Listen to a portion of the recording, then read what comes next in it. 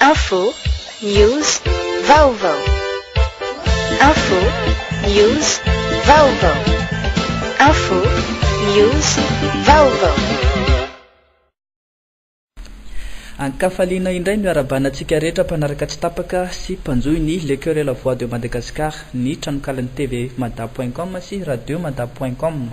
Tsy mitsahatra manakaiky ny mpanjifany hatrany ny BNI Madagascar amin'ny alalan'ny fanavaozana sy ny fanatsarana ireo tolotra maro samihafa eo amin'ny resaka votra nandritra ny fampafatarana izay nataony izy ireo teny amin'ny ohatran'ny campagne crédit fataona zany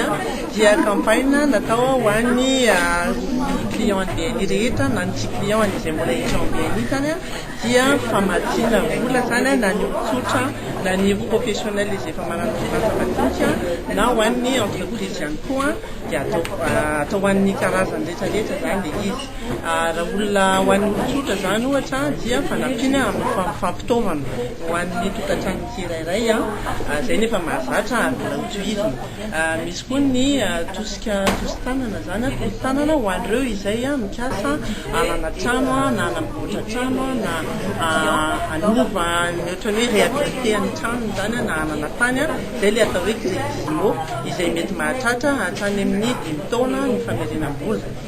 Misy koa ny 5 taona le conso fa mety mahatratra ny 10 taona ny famerenam-bola amin'le fananatany sy trano. Dia misy koa ny crédit ho an'io le famanana orinasa madinika zany dia atao koa crédit famatsiana azy sy ny famatsiana tonga ampitaovana anazy zany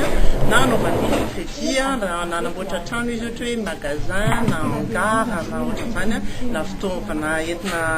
namokatra zany zay aloha ny amin'le hoe fitaovana le crédit lehibe zany. Fa misy ny crédit amin'le fihodonany koa anaovanay koa ny crédit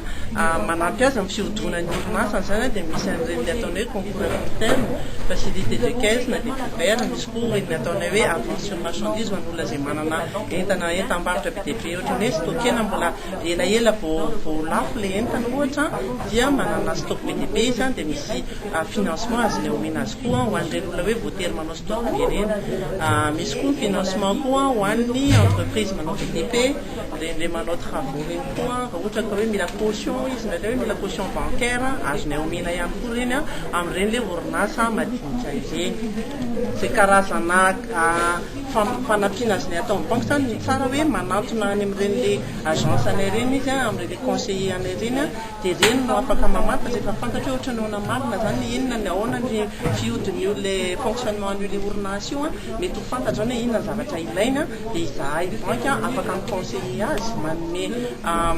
torohevitra azy amin'ny hoe zao ny zavatra mety aminao dia zay mifanaraka amin'iny azony ao azy zany. Fa izy io zany tsisy hoe voafetra ny montant fa arakaraka izay fitrangan'le activité an'zy izay ilain'le orinasa na le olona professionnel no anaovanay ny tolotra.